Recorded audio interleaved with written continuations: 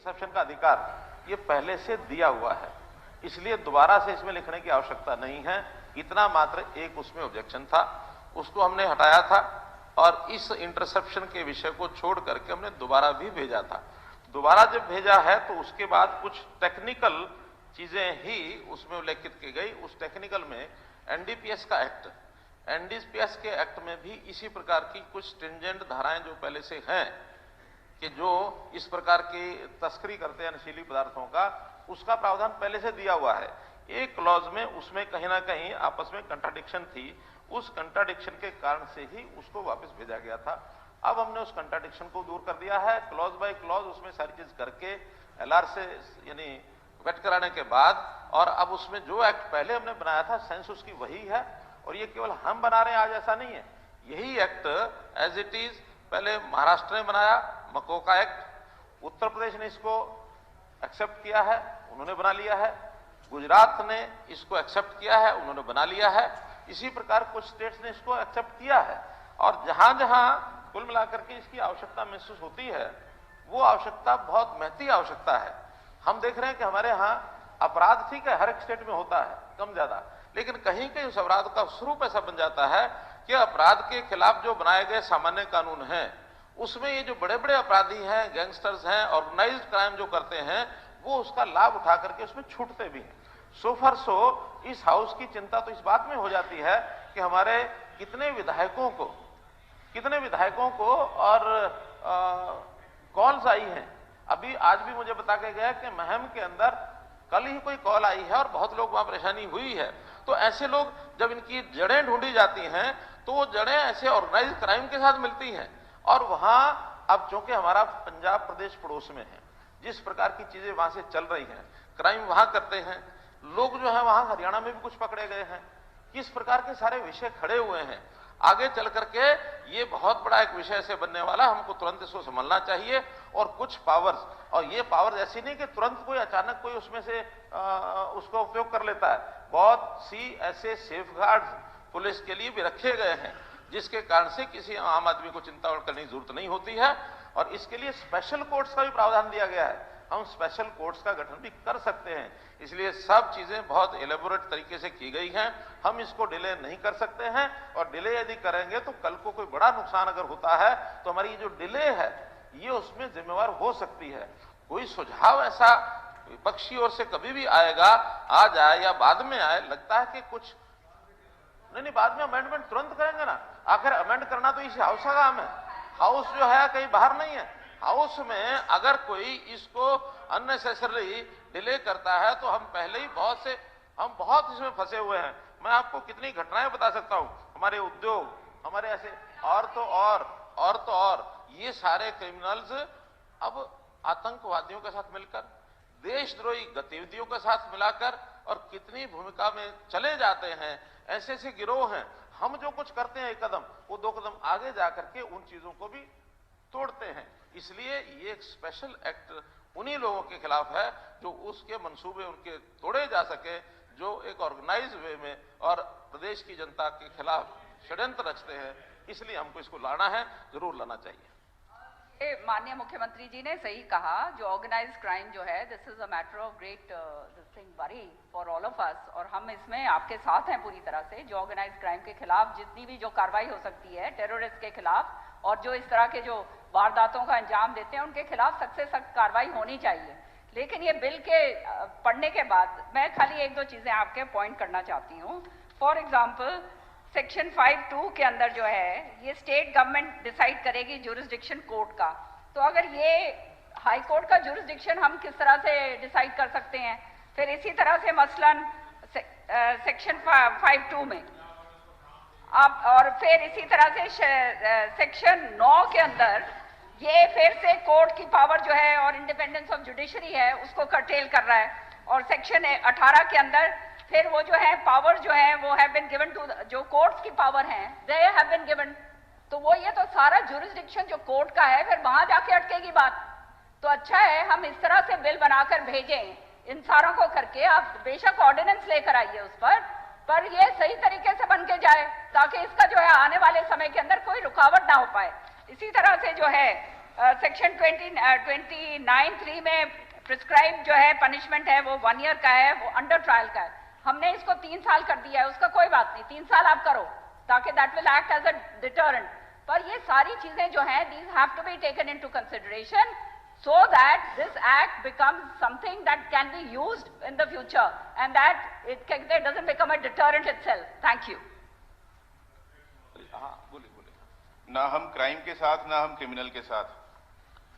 Sir 2 बार जैसे अभी मुख्यमंत्री जी ने बताया कि ये बिल वापस आया, अब ये तीसरी बार सर वापस ना आए तो उसके लिए अगर इस पे गहन विचार हो उसमें हर्ज भी क्या है।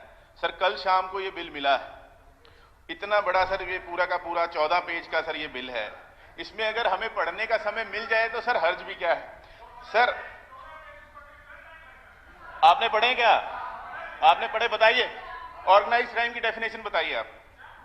अध्यक्ष महोदय, the Haryana control of organised crime bill, sir कभी भी सर जब किसी शब्द की परिभाषा की जाती है उस परिभाषा में उस शब्द को तो नहीं प्रयोग में लाया जाता। बेसिक बात है सर कि जिसकी आप परिभाषा करेंगे वो शब्द तो नहीं होगा उसके अंदर। सर हमारा ये ऑर्गेनाइज्ड क्राइम बिल है, ऑर्गेनाइज्ड क्राइम की जब डेफिनेशन लिखी जाती है सर 2(1) के डी में, उसके अंदर फिर से ऑर्गेनाइज्ड क्राइम लिखा जा रहा है, तो पता कैसे चलेगा कि ऑर्गेनाइज्ड क्राइम है क्या? क्लियर ही नहीं है सर। उसके बाद इसमें लिखा है कि notwithstanding anything in the code is CRPC or in the Evidence Act, confession made by a person before a police officer shall be admissible in the trial.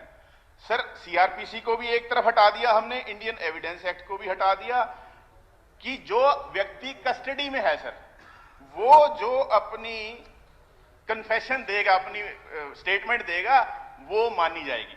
और सर यही नहीं, सिर्फ मानी नहीं जाएगी, कहते हैं और जो व्यक्ति पुलिस कस्टडी के अंदर है उससे तो सर कुछ कहलवा लो। उसके बाद ये तक कहा है सर कि उसकी आइडेंटिटी और एड्रेस को भी सीक्रेट रखा जा सकता है, यानी कि जिस व्यक्ति के खिलाफ बात आएगी उसको यह भी नहीं बताया जाएगा भी तेरे खिलाफ कहा किसने है। सर उसके बाद notwithstanding anything contained in the CRPC, no person accused of an offence punishable under this act shall, if in custody, be released on bail. उसको बेल भी नहीं मिलेगी। बेल क्यों नहीं मिलेगी सर? कब मिलेगी? सिर्फ एक ही मामला है कि जब पब्लिक प्रोसिक्यूटर को अपॉर्चुनिटी दी जाएगी या स्पेशल कोर्ट सेटिस्फाई है कि where there are reasonable grounds for believing that he is not guilty of such offence and, खाली ये भी नहीं sir, and that is not, he is not likely to commit any offence while on bail. ये कैसे वो इतनी initial stage पे sir जो जज हैं वो फैसला कर पाएंगे कि इस तरह की बात नहीं आएगी, यानी कि उस व्यक्ति को बेल भी नहीं मिलेगी सर। उसके बाद सर लिखा है कि no special court shall take cognizance of any offence under this act without the previous sanction of the state government. तो सर राज्य सरकार भी बीच में आ रही है। सर इसको पॉलिटिसाइज इसको नहीं करना चाहिए। हम चाहते हैं सर कि क्राइम हटे। अभी माननीय मुख्यमंत्री जी ने कहा कि कई राज्यों में इस प्रकार के एक्ट हैं। जो भी सरकार होगी वो उसके लिए लिखा है, ये कोई सर, पॉलिटिसाइज थोड़ी कि बेल तक नहीं मिल रही सर, पार्टी की सरकार होगी बेल तक नहीं मिल रही सर। और सर ये जो सेक्शन 3(1) का 2, whoever conspires or attempts to commit or advocates, sir वकीलों के लिए भी किया गया। जब whoever पहले लिख दिया गया सर, फिर वकील लिखा हुआ है सर, फिर वकीलों के बाद तो सर फिर लेजिस्लेटर्स भी लिखा जाए, डॉक्टर्स भी लिखा जाए, इसका क्या मायने है सर? इसके मायने ठीक नहीं है सर। कुछ नहीं, सिर्फ थोड़ा समय दिया जाए इसके ऊपर विचार करने का, उसके बाद सर इसको पास किया जाए, हमें कोई आपत्ति नहीं है। एक मिनट, गोगी कह रहे हैं कुछ। मलिक साहब, सर इसके अगर पूरी तरह से मतलब होशोहवास में अगर इसको पढ़ोगे तो मेरे को लगता है लोकतंत्र के अंदर तानाशाही का रास्ता साफ किया जा रहा है, पुलिस स्टेट बनाने का रास्ता साफ किया जा रहा है। क्या पुलिस दूध की धुली है? पुलिस तो मैं कहता हूं कि इसके अंदर लिखो ना कि अगर पुलिस वाले गलती करेंगे तो उनके साथ भी वो क्रिमिनल वाला ही फैसला किया जाएगा। अकाउंटेबिलिटी किसकी है? इसके अंदर तो एकदम से जैसे वो जो हाथरस वाले केस में कप्पन को पकड़ के 2.5 साल अंदर ठोक दिया था ना, वो कानून है ये। और पुलिस स्टेट बनाने के लिए अगर सदन सहमत है तो आने वाला इतिहास आपको माफ नहीं करेगा। आप लोकतंत्र की हत्या का रास्ता खोल रहे हो। ये वेलफेयर स्टेट है, ये पुलिस स्टेट नहीं है, राजवंश नहीं है। इस लोकतंत्र का नाश ना करो, संविधान के खिलाफ कानून बना रहे हो। ये मकोका और यूएपीए यहां जरूरत नहीं है। अपनी होशोबाज से नीयत ठीक रखो, सारा काम ठीक हो जाएगा। पुलिस की नीयत ठीक कर दो ना, अकाउंटेबिलिटी तय करो। जब अकाउंटेबिलिटी किसी अफसर की नहीं है, पकड़ के जिसको मर्जी अंदर कर दो, तो जब तक फिर ना उसमें प्रोसिक्यूटर कौन है? सरकार है, वो भी पुलिस ही है। अगर सारी पावर सरकार को ही देनी है तो एक नागरिक के अधिकार के ऊपर डाका डालने का अधिकार हम इस कानून के तहत नहीं दे सकते। मैं इसका पुरजोर विरोध करता हूं और पूरी पार्टी विरोध करेगी। ऐसा धंधा अगर करना है, अगर तानाशाही लानी है, तो फिर कानून को, सारे संविधान को खत्म कर दो। ये तो मतलब बैकडोर से तानाशाही चलाने का काम, ये नहीं चलेगी। ऐसा सोच भी नहीं चलनी चाहिए, और जिसकी ऐसी घटिया सोच है उसको इस विधानसभा में नहीं आना चाहिए।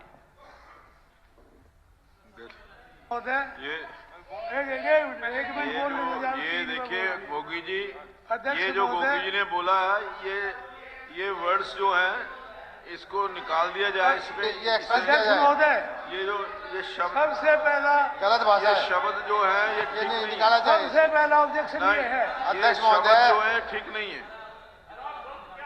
नहीं, आपने कहा ये जिसकी सोच है, ये सरकार का निकाली बिल जाए। है, ये सरकार की सोच है, ये सरकार की सोच है। आप इनके कह रहे हैं कि अपने उसको विचार सदन में हैं। आने का अख्तियार नहीं, ये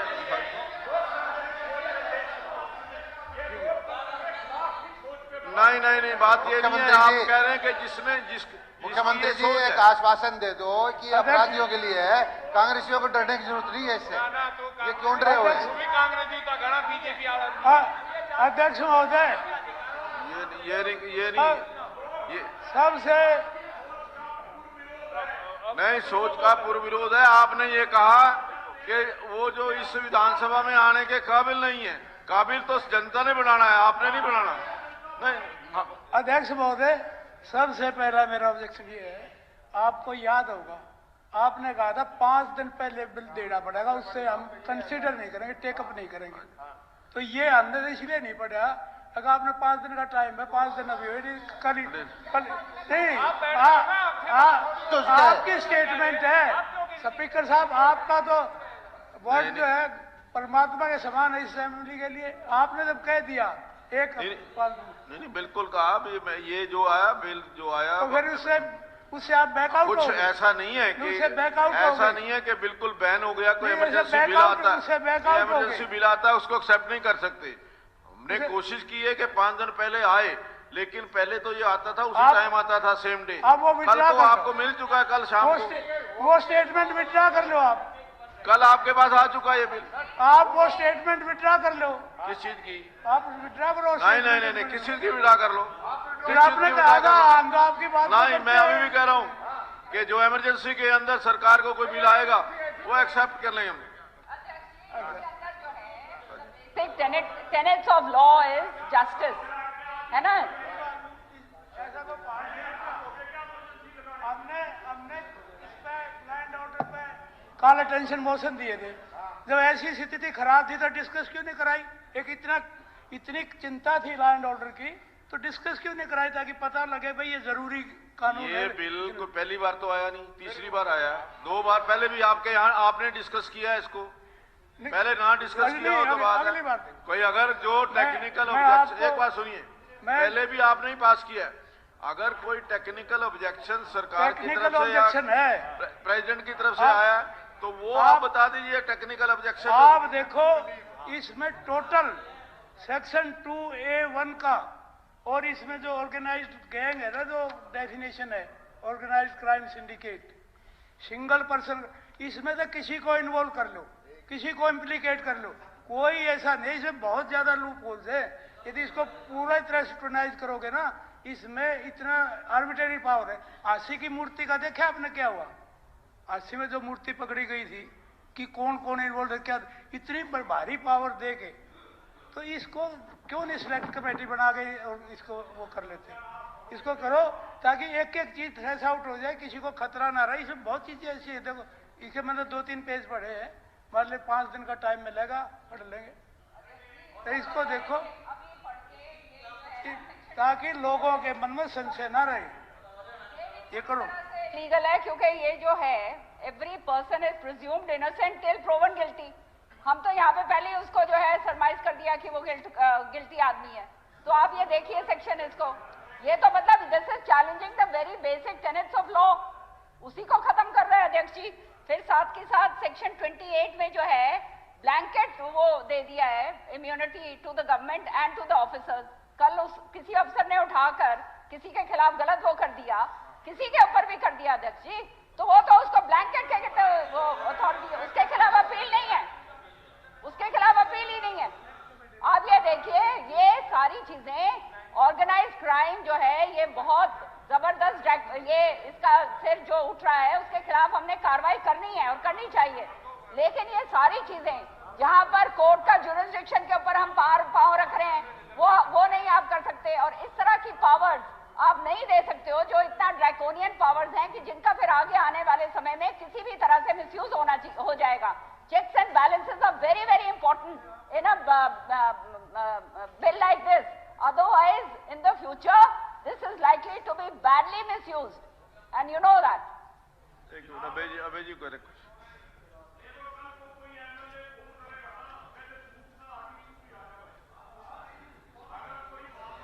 हमारे वोटर जो है हमारे को फोन कर दे, कल को क्राइम में फंस जाए तो हम भी क्राइम में शामिल हैं क्या?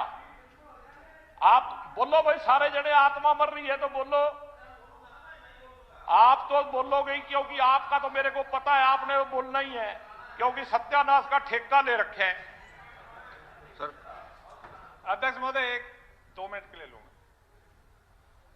मैं अभी सुन रहा था अध्यक्ष महोदय, कानून हमेशा समाज में जो परिवर्तन होता है, समाज की आवश्यकताओं के मुताबिक कानून में परिवर्तन होते आए हैं।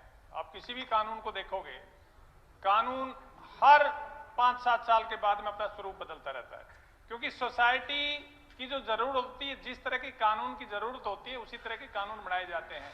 पहले, आज से काफी साल पहले एनवायरमेंटल लॉ नहीं था, पर क्योंकि प्रदूषण बढ़ा तो एनवायरमेंट के कानून लाने पड़े। जो आज जो लाया गया है बिल, ये भी किसी समस्या को डील करने के लिए, उस समस्या से ये सभी साथी हम सभी वाकिफ हैं, समस्या है और सभी मानते हैं, और उस समस्या को कंट्रोल करने के लिए ये स्पेशल बिल लाया गया।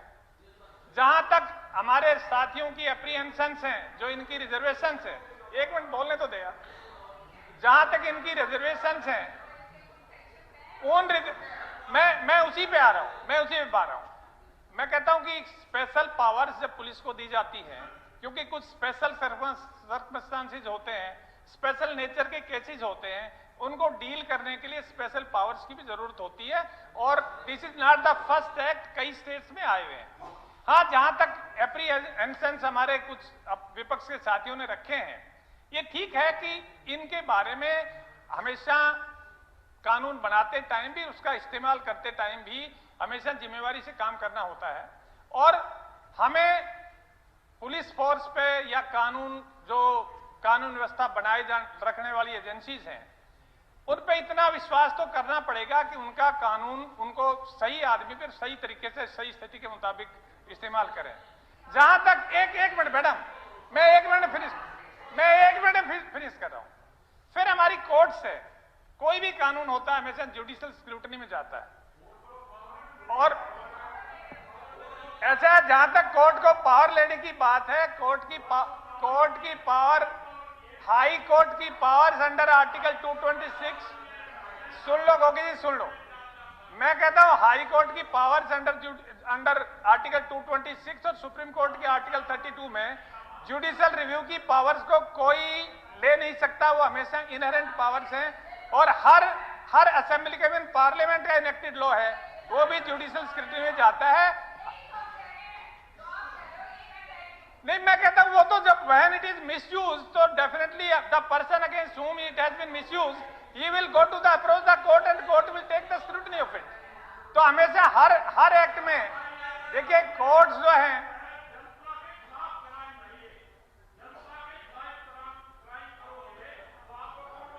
नहीं, ये जनता के खिलाफ क्राइम को कंट्रोल करने के लिए ही एक्ट बनाया जा रहा है। इसको kindly don't interpret in different way. Thank you.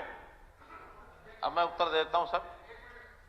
अच्छा चलिए, वकील साहब का तो नहीं, मैं बिल पे तो हर एक को बोलने का मौका मिलता है जी, and everybody should be allowed. Principally हम जो ये क्राइम होते हैं, this are bad for the society और बड़े खतरनाक होते हैं, हम उसके खिलाफ नहीं है। पर सबसे बड़ी प्रॉब्लम जिस बात को समझनी चाहिए वो ये है कि no innocent person should be involve. That is the crux of the matter. कि इसमें जितनी भी डेफिनेशंस हैं, सब कुछ है, उसमें काफी हद तक कहां कोई ऐसी वर्ड्स भी यूज किए हुए हैं कि जो किसी बिल्कुल मतलब के Gogi ji is telling exactly right that being a public representative you have the knowledge कि some crime is committed but जो हेल्पलेस है और आप नहीं कुछ कर रहे। इसका मतलब कि कल को कोई बात हो जाएगी तो उनको भी रगड़ देना कि आपके नॉलेज में था इसलिए ऑर्गेनाइज क्राइम का, he may have no iota of involvement is not there. उसको एज ए शरीफ आदमी या कुछ है, कोई आदमी सबको पता है कि ये आदमी जा रहा है, ये बदमाश है। मेरे को भी पता, कहते आपको तो पता था जी कि ऑर्गेनाइज टाइम है। तो इसलिए हम आपसे टाइम मांग रहे हैं और कोई बात नहीं है कि why the treasury benches are in a hurry to pass this. एक बार ये आया था, आया, दोबारा पास हुआ, ठीक बात है। फिर आपने वापस भी तो टेक्निकल ग्राउंड पे लिया है ना। पर नहीं, टेक्निकल हटाइए तो आज मतलब this is not a in day. या तो आप ये कल कहते कोई हर्ज नहीं थे कि भाई आज हम पेश कर रहे हैं, कल ये हालत में आएगा, इस पे हालत में डिस्कशन होगी। अब बात यह कि इसकी छोटे छोटे पॉइंट्स को स्टडी करने वाली बात है। इसमें अब बात यह है कि आपने सिंडिकेट कर दिया। What kind of syndicate of the criminals? Criminal का भी कभी सिंडिकेट होता है क्या?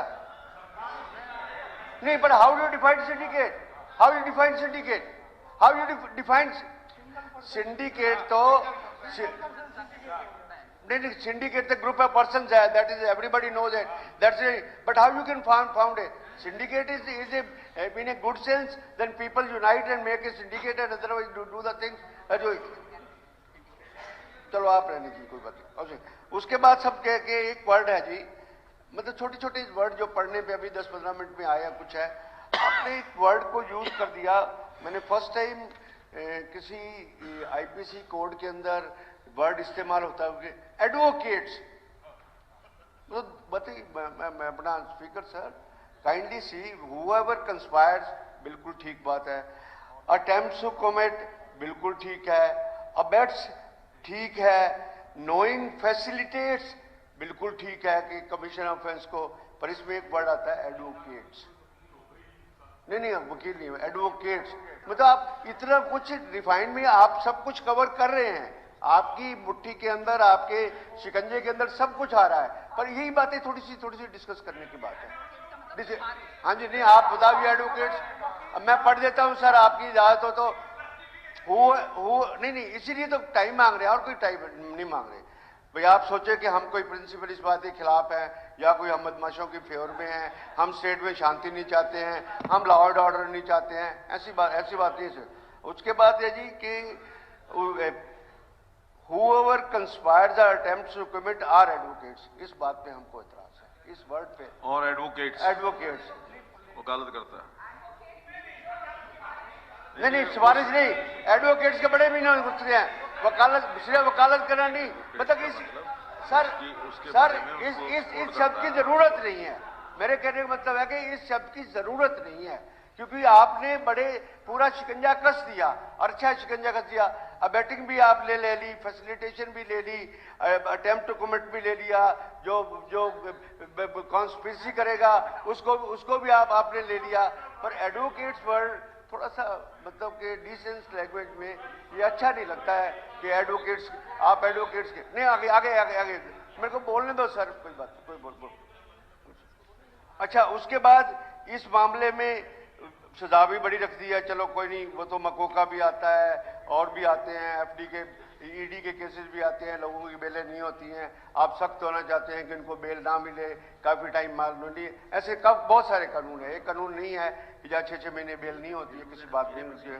फिर उसके बाद है जी कि आप ना इसमें इलस्ट्रेटिव वे में हाउ यू डिफाइन कि ऑर्गेनाइज क्राइम की प्रॉपर्टी कौन सी है, कैसे कमीशन होगा। उसके बाद फिर उसके बाद आता है जी ये और सेक्शन 4 पढ़ो सीएम साहब आप, section 4, if any person on behalf of the member of the organised crime syndicate is at any time has been in possession of the immovable property or immovable property